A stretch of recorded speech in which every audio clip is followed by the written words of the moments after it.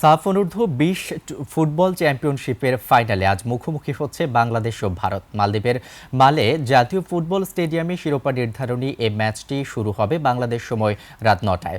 নিজ নিজ গ্রুপের প্রথম ম্যাচে পাকিস্তানকে হারিয়েছিল বাংলাদেশ ও ভারত দুদলই। বাংলাদেশ ২-০ গোলে এবং ভারত ৩-০ গোলে পাকিস্তানকে হারায়। গ্রুপ পর্বে বাংলাদেশ ভারত ম্যাচটি ১-১ গোলে ড্র হয়। ফলে দুই দলই গোল হজম করেছে মাত্র একটি। টুর্নামেন্টের প্রথম সেমিফাইনালে নেপালকে ১-০ গোলে হারিয়ে ফাইনালে ওঠে বাংলাদেশ। অন্য সেমিতে ভুটানকে ৫-০ গোলে বিধ্বস্ত করে ফাইনালে জায়গা করে নেয় ভারত। গ্রুপ পর্বের মতো ফাইনালের লড়াইটাও সমানে সমান বলা হবে চলে।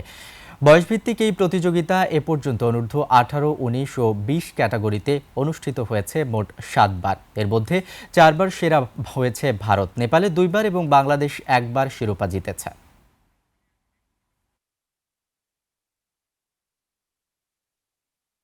We're here to win it within 90 minutes.